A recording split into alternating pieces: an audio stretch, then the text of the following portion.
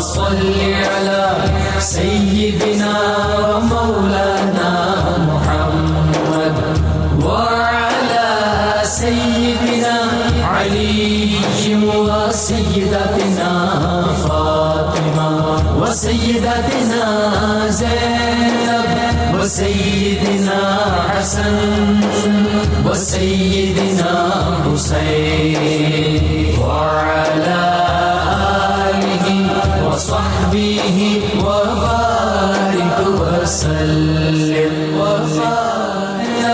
وسيدنا حسن وسيدنا الحمدللہ رب العالمین والصلاة والسلام علی سید الانبیاء والمرسلین اللہم صلی علی سیدنا و مولانا محمد وعلی آلہ واصحابہ وبارک وسلم وصلی علیہ۔ دنیا کی تمام دیکھنے والوں کو، تمام چاہنے والوں کو، تمام پیار کرنے والوں کو، اور جہاں جہاں تک اس وقت میری آواز کو سنا اور مجھے دیکھا جا رہا ہے، جنید اقبال کی جانب سے انتہائی محبت کے ساتھ السلام علیکم۔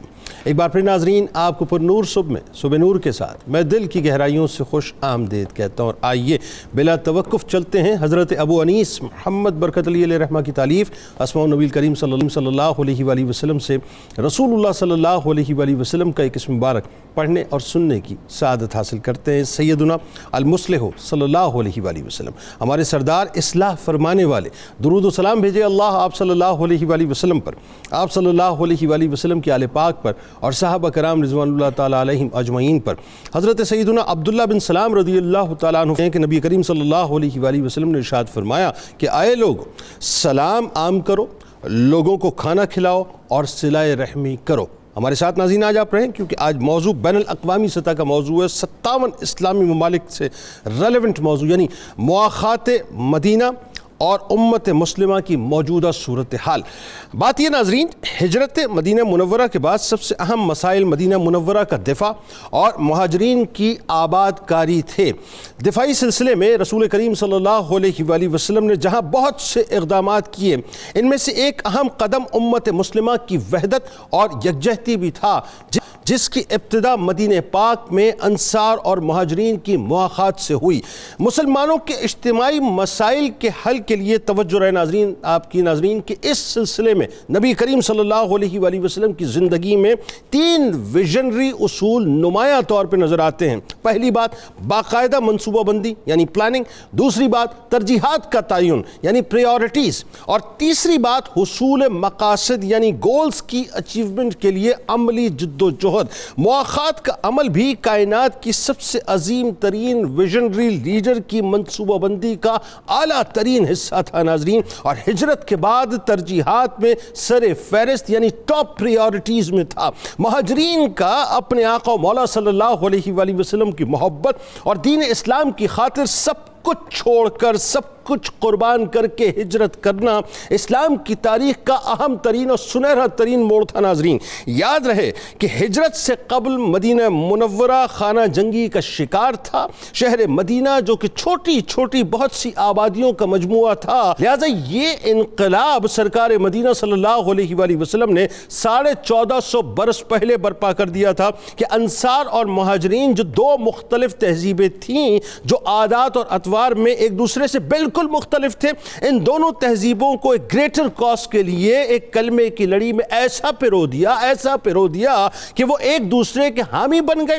ایک دوسرے کے ہم پلہ بن گئے، ایک دوسرے کے مددگار بن گئے، ایک دوسرے کی جان مال عزت آبرو کے مکمل طور پر محافظ بن گئے، ایک دوسرے پر اپنی جان نچھاور کرنے والے بن گئے۔ غرض فرد سے لے کر معیشت تک، معیشت سے لے کر معاشرت تک، معاشرت سے لے کر تہذیب و تمدن و کلچر تک، اور وہاں سے لے کر نظریے کے تحفظ تک، اور نظریے کے تحفظ سے لے کے سرحدوں کی محافظت تک، اور سرحدوں کی محافظت سے لے کر دشمنوں کے خلاف سفارہ ہونے تک، اور حدود اللہ کی حفاظت سے لے کر ناموس رسالت کی محافظت تک ناظرین، سرکار مدینہ صلی اللہ علیہ وآلہ وسلم نے مواخات کی صورت ایسا مضبوط انقلاب برپا کر دیا کہ جس نے نظریے کو اور ریاست کو مکمل طور پر مقدم رکھا، باقی ہر تعلق ثانوی قرار دے دیا گیا۔ یعنی اخوت اسلامی کے رشتے کی موجودگی میں رنگ و نسل، زبان، قومیت اور علاقوں کی بنیاد پر بننے والے باقی تمام رشتوں کی حیثیت کو ثانوی بلکہ ختم کر دیا گیا کہ اول ہم مسلمان ہیں، پھر ہماری کوئی اور پہچان ہے۔ رسول اکریم صلی اللہ علیہ وآلہ وسلم نے مسلمانوں کے اس باہمی تعلق کو کہیں بھائی کہہ کر بیان کیا تو کہیں اسے جسم واحد قرار دیا اور کہیں اسے مضبوط دیوار کی مانند قرار دیا جس کی ایک اینٹ دوسری اینٹ کو تقویت پہنچاتی ہے، یعنی مسلمانوں کو ملت اسلامیہ بنا کر اپنائیت کا وہ جذبہ پیدا کر دیا کہ جس کی مثال چشم فلک نے نہ اس سے پہلے دیکھی نہ اس کے بعد کبھی دیکھے گی۔ یعنی یہ محبت بھی اللہ اور اس کے رسول صلی اللہ علیہ وآلہ وسلم کے لیے کرتے تھے، یہ دشمنی بھی اللہ اور اس کے رسول صلی اللہ علیہ وآلہ وسلم کے لیے ہی کیا کرتے تھے، یہ جیتے بھی اللہ اور اس کے رسول صلی اللہ علیہ وآلہ وسلم کے لیے تھے اور مرتے بھی اللہ اور اس کے رسول صلی اللہ علیہ وآلہ وسلم کے لیے تھے، یعنی اپنے آقا صلی اللہ علیہ وآلہ وسلم کے ایک اشارے پر اپنا سب کچھ لٹانے کے لیے تیار ہو جاتے تھے۔ ان کی اساس عقیدہ توحید تھی، ایک خدا، ایک رسول، ایک کتاب، ایک قبلہ، ایک کلمے پر تھی۔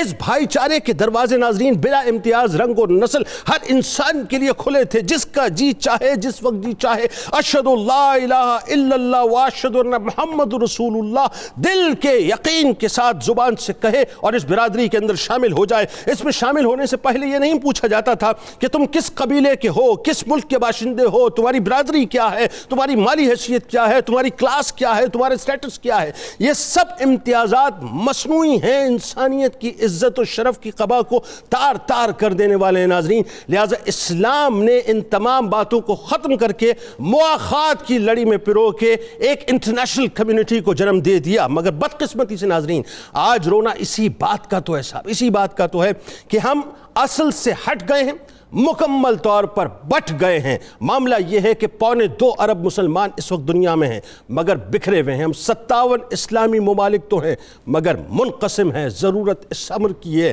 کہ ایک مرتبہ پھر ہم اپنی اصل کی طرف لوٹ آئیں کہ جس لڑی میں سرکار آغاز کرتے ہیں مفتی صاحب آپ سے۔ کمال موضوع ہے صاحب آج تو، اور اس موضوع کی میرا خیال ہے اس دور سے زیادہ شاید ضرورت محسوس نہیں ہوتی۔ پہلے مواخات مدینہ کا جو پس منظر، مقاصد خاص طور پہ قرآن و حدیث کی روشنی میں۔ بسم اللہ الرحمن الرحیم۔ جنید بھائی، تاریخ انسانیت میں مواخات مدینہ کی صورت میں جو بھائی چارہ قائم کیا گیا، اس کی مثال نہ کبھی پیش ہوئی اور نہ کبھی قیامت تک ہو سکے گی۔ مواخات مدینہ اپنی ذات میں کہنے کو ایک لفظ ہے، لیکن میں سمجھتا ہوں یہ امت مسلمہ کی نشأت ثانیہ کا ایک بھرپور اور پر مغز ایجنڈا ہے۔ صرف ضرورت اس بات کی ہے کہ آج کے لیڈرز اور آج کی مسلم امہ کے جو زعماء ہیں اس کو ڈیٹیل سے پڑھیں اور اس کو فالو کریں۔ آپ ہمارے ناظرین جانتے ہیں کہ مدینہ طیبہ میں مہاجرین آقا کریم صلی اللہ علیہ وسلم کی پیروی میں حاضر ہوئے۔ مسجد نبوی کی تعمیر کے بعد حضرت انس بن مالک کے گھر میں بیٹھ کر آپ صلی اللہ علیہ وآلہ وسلم نے مہاجرین کو آباد کرنے کے لیے ان کے معاشی اور ان کے جو رہن سہن کے حوالے سے اور ان کی مدینہ میں جو سوشل سٹیٹس ہے اس کے حوالے سے ان کا وجود قائم رکھنے کے لیے ایک نظام دیا جس کو ہم مواخات مدینہ کہتے ہیں۔ آپ نے انصار کو میزبان بنایا، مہاجرین کو ان کا مہمان اور بھائی بنا دیا۔ قرآن مجید نے اس بات کا ذکر کیا ہے سورہ انفال کی آیت نمبر 72 میں۔ اللہ تعالیٰ نے فرمایا ان الذین آمنوا وہاجروا وجاہدوا باموالہم وانفسہم فی سبیل اللہ والذین آووا ونصروا اولئک بعضهم اولیاء بعض۔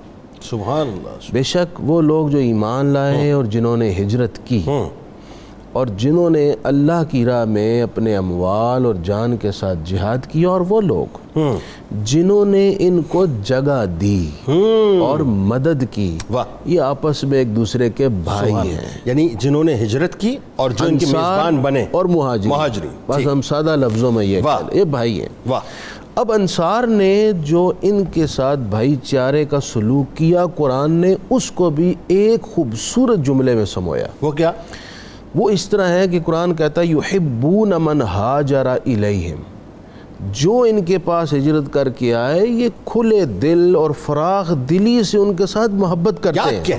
یعنی اللہ تعالیٰ ان کی فراخ دلی کو انڈورس کر رہا ہے. اور پھر ساتھ یہ بھی فرمایا کہ ان کے دل میں مہاجرین کے لیے کوئی حسد بھی نہیں ہے. کیا کہنے، سبحان اللہ، کھلے دل سے ان کی خدمت کرتے. یہاں سے ایک بات سمجھ میں آئی، آج کی دنیا میں جو نیشنلزم کا ایک تصور پیش کیا جاتا ہے کہ جو کسی اور قوم سے، کسی اور ملک سے ہماری قوم میں آیا اس کو ایکسیپٹ نہیں کیا جاتا، لہٰذا پاسپورٹس کی قید ہے وغیرہ وغیرہ.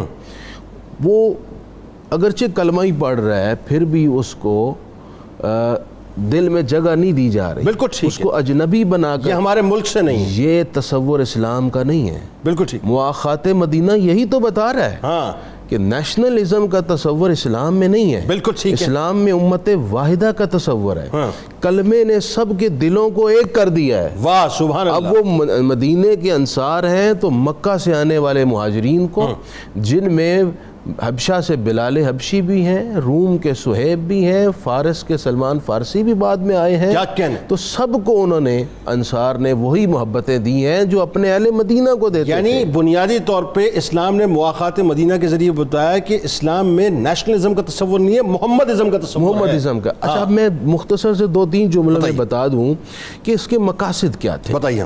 دیکھیں جنید بھائی، ایک بات انڈرسٹوڈ ہے، اگر جیب میں پیسے اور پیٹ میں روٹی نہ ہو تو رات سے صبح تک کا نقشہ بدل جاتا ہے. بالکل بدل جاتا ہے صاحب. سوسائٹی کے پیٹرول جو ہے 150 روپے سے لے کے 210 ہو جاتا ہے. بڑی سادی سی بات ہے. سوسائٹی میں امن قائم نہیں رکھ سکتے. بالکل ٹھیک ہے. اگر آپ کی معیشت مستحکم نہیں ہے. بالکل ٹھیک. اب جب مہاجرین تشریف لائے، ایک طرف عبداللہ بن ابی مدینے میں اپنا اقتدار چاہتا ہے، بادشاہ بننا چاہتا. اب ایسی صورتحال میں مہاجرین کو وہاں قبول کیا جانا بڑا مشکل تھا. بالکل ٹھیک.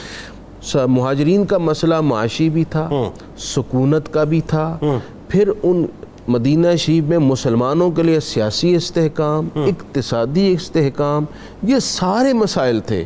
میرے آقا صلی اللہ علیہ وسلم کا ویژن دیکھیں، آپ سے بڑا مدبر پیدا ہی کوئی نہیں. ارے سر ان سے بڑا آپ سے بڑھ کر دور اندیش کوئی ہے ہی نہیں. آپ نے انتہائی حسن فکر سے صحابہ اکرام میں مہاجرین اور انصار کے درمیان مواخات کا ایک نظام قائم کیا جس سے مہاجرین انصار کے کاروبار میں معاون بنے. ٹھیک ہے. ان کی معاونت سے اور ان کی فراخ دلی سے اب معیشت کو اتنا استحکام ملا. ایک جملہ مجھے کہنے دیجئے، یہاں مواخات مدینہ میں نبی اکرم صلی اللہ علیہ وسلم نے امت کے سامنے تصور پیش کر دیا، اگر آپ مسلم امہ کا استحکام اور غلبہ چاہتے ہیں تو اس کی بنیاد یہ ہے کہ آپ کے ہاں معاشی طور پر استحکام اور ہولڈ ہونا ضروری ہے، اور ایک دوسرے کے معاون و مددگار بننے سے ہی ہوگا.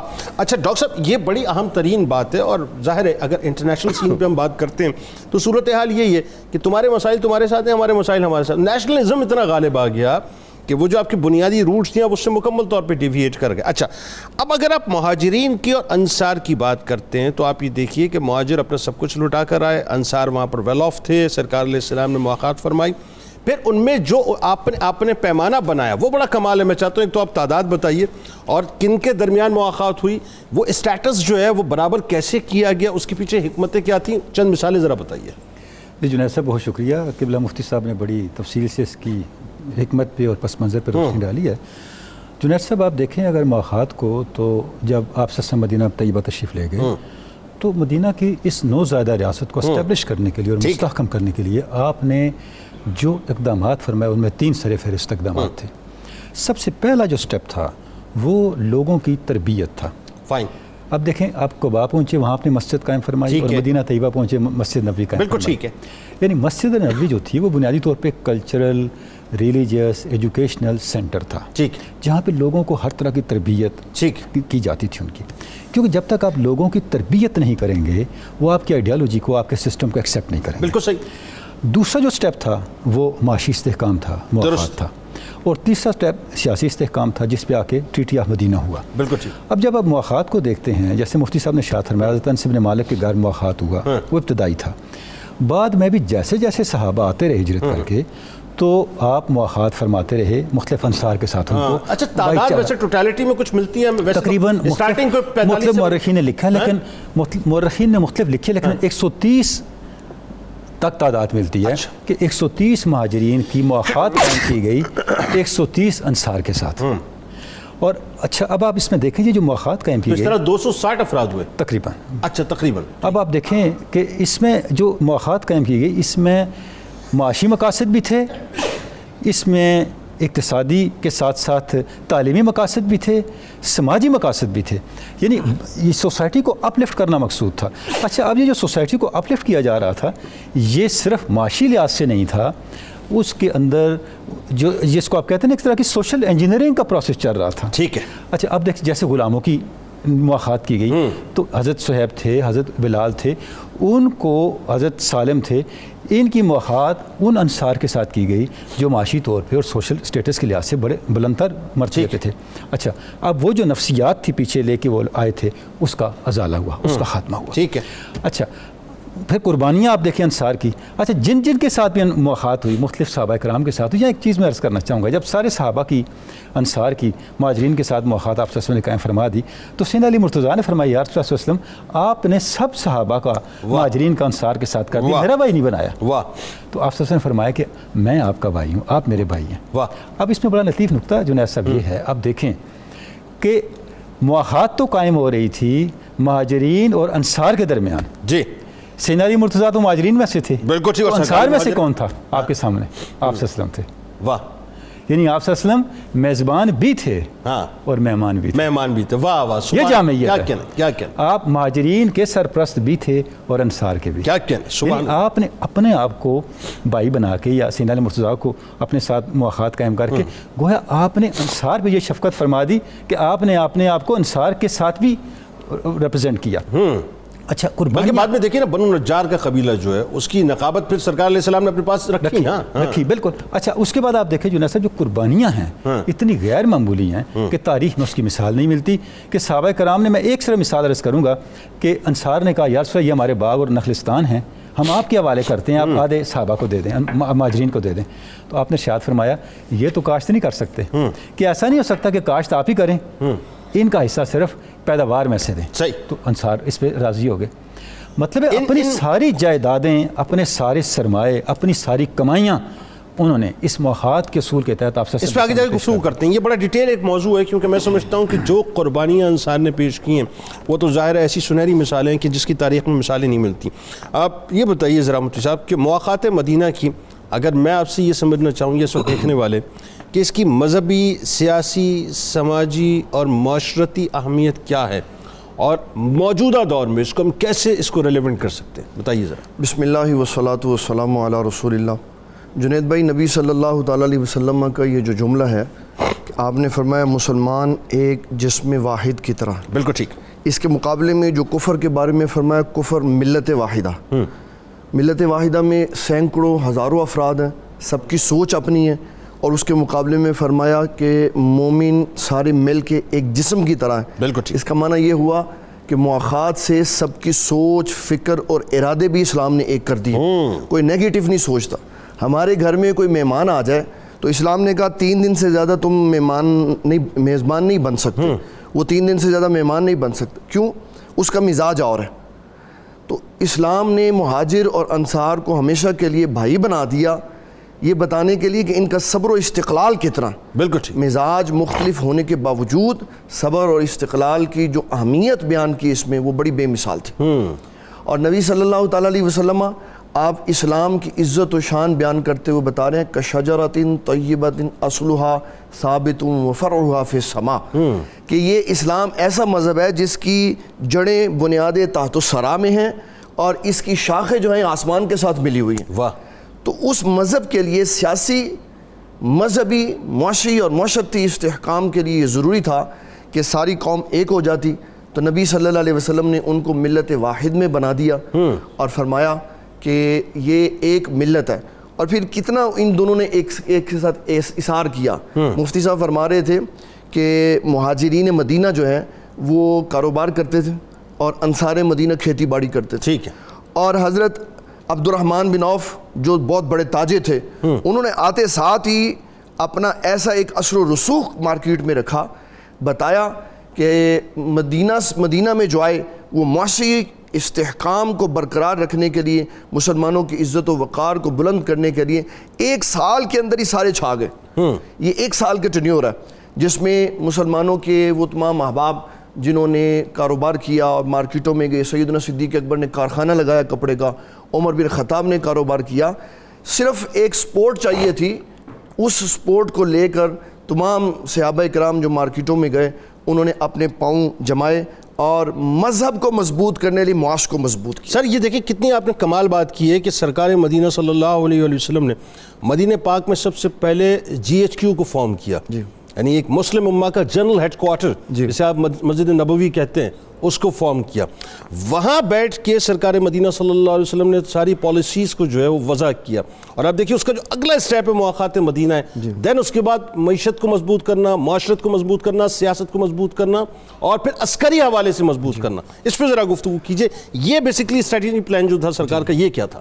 نبی اکرم شفیع معظم صلی اللہ تعالیٰ علیہ وسلم نے جو دفاع کے لیے مہاجر اور انصار کو بھائی بنایا، اور اس کے ساتھ جو مدینہ کے دوسرے قبائل سے آپ نے معاہدہ کیا کہ جب کوئی باہر سے ہمارے اوپر حملہ کرے گا تو ہم سب مل کے جواب دیں گے، یہ مشرکین کے ہاتھ باندھ دیے نبی صلی اللہ علیہ وسلم۔ اس کی بنیاد مواخات مدینہ ہی بنی، مواخات مدینہ، کیونکہ پہلے اپنے آپ کو اسٹریٹن کیا سرکار، بالکل، پہلے اپنی حیثیت بتائی، پھر ان کے ہاتھ باندھ دیے کہ اب ہم آپس میں لڑیں گے نہیں، اور جب کوئی بات باہر سے آ کے ہمارے اوپر حملہ کرے گا تو ہم سب مل کے جواب دیں۔ اسلام نے جو معاہدے کیے وہ خون بچانے کے لیے کیے، یہ نبی صلی اللہ علیہ وسلم کی فہم و فراست تھی، آقا کریم صلی اللہ علیہ وسلم نے یہ معاہدے ساتھ۔ مفتی صاحب ذرا بتائیے، بڑا ایک واضح فارمولا سرکار نے دیا، مواخات مدینہ کے بعد انصار و مہاجرین کے درمیان جو جذبہ محبت، جو اشارہ قربانی کا ایک لیول دیکھنے کو ملتا ہے، وہ ایک اسٹون تھا جو سرکار نے جس کی بنیاد رکھ دی۔ آج ہم نے فراموش کر دیا ان ساری باتوں کو۔ پہلے تو وہ بتائیے وہ محبت اور جذبہ کیا تھا، وہ اشارہ قربانی کیا تھی انصار کی طرف سے، اور اس کا کمپیریزن آج سے کیجیے۔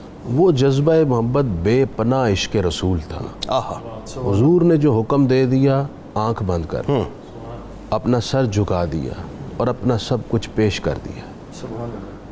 عرض کی کہ حضور آپ حکم دے تو ہم پانی میں چھلانگ لگا دیتے، بالکل ایسا، سمندر میں، یہ تک نہیں پوچھیں گے کیوں۔ واہ، یہ جو جذبہ محبت ہے نا، مواخات مدینہ میں انصار کے رول کی بنیادی وجہ، اس کی روح، اس کا کرکس یہی ہے۔ دیکھیے جی، حضور نے حکم دیا، انہوں نے اپنی جائیدادیں پیش کر دی، بالکل ایسا، اپنے مکانات تقسیم کر، بالکل ایسا ہے۔ مواخات مدینہ مسلمانوں کے لیے بے پناہ ایثار، احساس، رواداری، بردباری اور دل اور سینہ اور ہر شے کھول کر پیش کرنے کا نام ہے۔ واہ، آج اس کی ضرورت ہے۔ ایک بات جو آپ نے کی ہے اور بڑی فی زمانہ اس بات کی بہت زیادہ مناسبت ہے، مواخات مدینہ تمام اسلامی ممالک کے سکولز میں، یونیورسٹیز میں پڑھایا جاتا ہے، لیکن اس کے اثرات کیوں نہیں نظر آ رہے؟ اس پر عملی اقدامات کیوں نہیں ہو رہے؟ ایک تو ہمیں سمجھنا ہوگا آپس میں بھائی چارے کو فروغ دینے کے لیے۔ دوسری بات یہ ہے کہ جنید بھائی، آج بھی اگر کوئی کوشش کرے امت مسلمہ میں اس حوالے سے بیداری پیدا کرنے کے لیے کہ ہم مواخات کی طرف آئیں، تازہ کر دیں عہد نبوی کے اس مواخات مدینہ کے منظر کو، تو اس کے لیے کوشش کی جا سکتی ہے۔ میں یہ نہیں کہہ رہا کہ آپ آج کوشش کریں گے تو کل ہی اس کے اثرات ظاہر ہو جائیں، ٹھیک ہے یار چلو نہ ہونے سے کوشش کرنا تو بہتر ہے۔ بالکل ٹھیک ہے، کوئی تو اٹھے اور اٹھ کر اس شعور کی بیداری کے لیے کوئی لیڈنگ رول ادا کرے، کوئی کسی بھی ملک کا کوئی بھی مذہبی لیڈر ہے، کوئی سیاسی لیڈر ہے، کوئی کوشش تو کرے، ان سے ملے، ان کو خطوط لکھے، میٹنگز کرے، کوشش کرے جس سطح پر وہ کر سکتا ہے۔ میں سمجھتا ہوں اگر کوشش کریں گے تو اللہ تعالیٰ کی طرف سے بھی برکت ہوگی۔ 10 سال 15 سال بعد 20 سال بعد وہ وقت آئے گا جب ہم مواخات مدینہ کے عملی مظاہر اس دنیا میں پھر دیکھ سکیں، لیکن ہم نے نبوی رول دیکھ کر پلے کرنا ہے۔ حضور علیہ السلام نے ان کے جواب میں کیا پالیسیز اختیار فرمائیں، اس کو پیش نظر رکھ کر اپنی جد و جہد کرنی ہے. نتائج اور کامیابی ناکامی اللہ کے سپرد. ذرا بتائیے یہ جو حالت زار ہے امت کی، اور دوسرا جو مواخات مدینہ کے اسباق ہیں، آج کس حد تک اس کی ضرورت ہے؟ جنید بھائی، ہماری جو حالت ہے نا، مفتی صاحب نے کہا ہم بھائی چارے کو پروان چڑھائیں. کیسے چڑھائیں؟ صحیح بات، ہر آنے والا وقت تو پہلے سے زیادہ برداشت بدتر ختم ہو ہوتی رہا جا ہے. رہی ہے. بالکل ٹھیک ہے. پہلے اختلاف کا اصول ضابطہ ہوتا تھا، ٹھیک ہے، کہ اگر کسی کے ساتھ مذہبی یا شخصی اختلاف ہوتا تھا تو کوئی گالی نہیں نکالتا تھا. بالکل ٹھیک ہے، اب تو بات بعد میں کرتے ہیں، گالی پہلے دے دیتے ہیں. بالکل صحیح. برداشت ہمارے اندر ختم ہو گئی. اسی وقت کے لیے نبی صلی اللہ تعالیٰ علیہ وسلم نے فرمایا تھا ایک وقت آئے گا لوگ اپنے ماں باپ کو گالی نکالیں گے. صحیح. عرض کی حضور ماں باپ کو کیسے نکالیں؟ فرمایا جب کسی کے ماں باپ کو نکالیں گے تو وہ تیرے ماں باپ کو نکالے گا، تو ایسے ہی ہے جیسے خود اپنے ماں باپ کو گالی. بالکل صحیح، بالکل صحیح. اس میں دوسری شے ہے کہ جو ہمارے اشرافیہ کا کردار ہے وہ بڑا اہم ہے. بالکل صحیح. جب تک وہ اپنے اخراجات، اپنے معاملات کو اس سطح پہ نہیں لائیں گے جس سطح پہ مواخات مدینہ کرنے والوں کے تھے، ہاں، اس وقت تک بہتری نہیں آ سکتی. مجھے یہ بتائیے، جو ہم گراس روٹ لیول کی بات کرتے ہیں، آج ہمارے یہاں امت کی حالت زار کا یہ عالم ہو گیا ہے کہ سیاست ہمارے لیے پہلے ہو گئی ہے، اپنی ذات پہلے ہو گئی ہے، اپنے مقاصد، اس کی اچیومنٹ پہلے ہو گئی ہے. ہم نے جو مقصد تھا مواخات مدینہ کا، ایک دوسرے کی داد رسی، اخوت، محبت، بھائی چارگی، اس کو اٹھا کے بالکل فراموش کر دیا. بالکل یہ کیوں ہے؟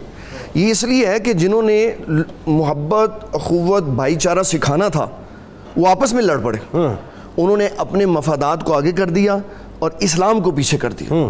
حضور صلی اللہ علیہ وسلم فرماتے ہیں قیامت کی ایک علامت یہ ہے کہ لوگ اپنے سیاسی مفادات کے لیے جانی دشمن ہوں گے لیکن ایک جگہ اکٹھے ہو جائیں گے.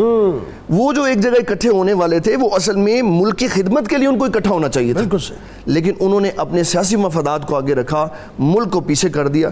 اور شخصی طور پہ بھی ہم اتنے گر چکے ہیں کہ جب ہم نے کسی کی مدد کرنی ہوتی ہے، بھائی چارے کا درس دینا ہوتا ہے، پھر ہم اس کی تصویر فیس بک پہ لگا دیتے، وہ دکھلاوا کرتے ہیں، ریاکاری کرتے ہیں، اس کو بدنام کر دیتے ہیں.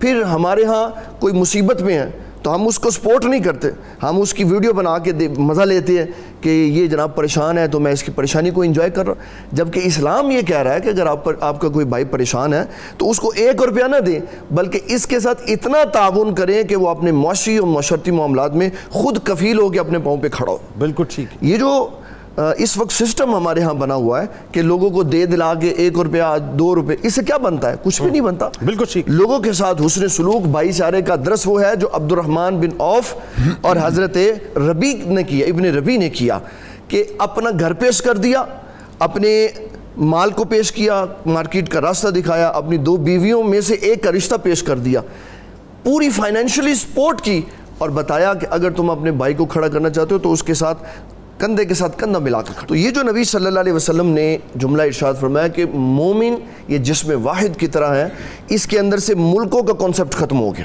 ملکوں کے کانسیپٹ نے مسلمانوں کو ڈیوائیڈ کر دیا.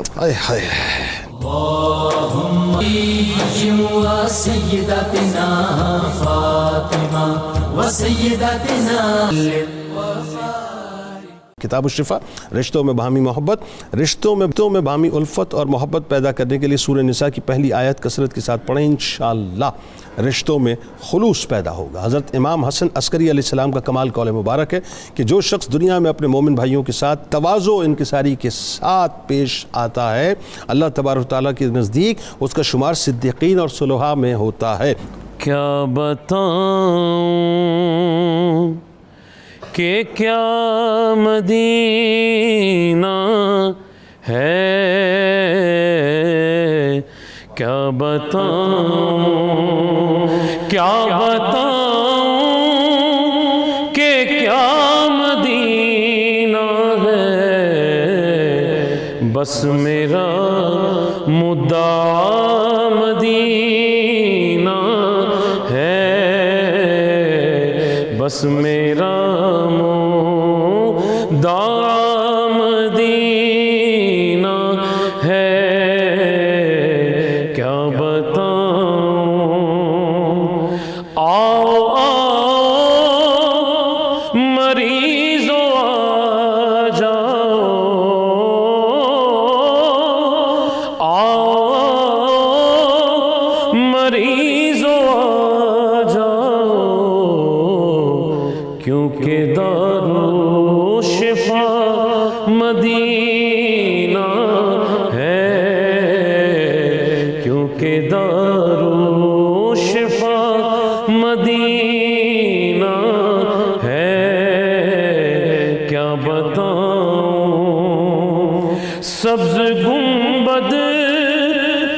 سبز رنگت سے، سبز گنبد کی سبز رنگت سے، نکھرا نکھرا نکھرا نکھرا ہوا مدینہ ہے، نکھرا نکھرا ہوا مدینہ ہے، اور اس کی آنکھوں کا نور تو دیکھو، اس کی آنکھوں کا نور تو دیکھو، جس کا دیکھا ہوا مدینہ ہے، جس کا دیکھا، اور اٹھ کے جاؤں کہاں مدینے سے، اٹھ کے جاؤں، اٹھ کے جاؤں، اٹھ کے جاؤں کہاں مدینے سے، کیا کوئی دوسرا مدینہ ہے، کیا کوئی دوسرا، دنیا والوں سے اب وفا کیا ملے، پیار دیتا تو بس مدینہ ہے، دنیا والے تو درد دیتے ہیں، زخمی دل کی دوا مدینہ ہے، کیا بتاؤں، دل میں اب کوئی آرزو ہی نہیں، دل میں اب کوئی آرزو ہی نہیں، بس محمد ہے یا مدینہ ہے، دل فدا ہے مدینے والے پہ، دل منور میرا مدینہ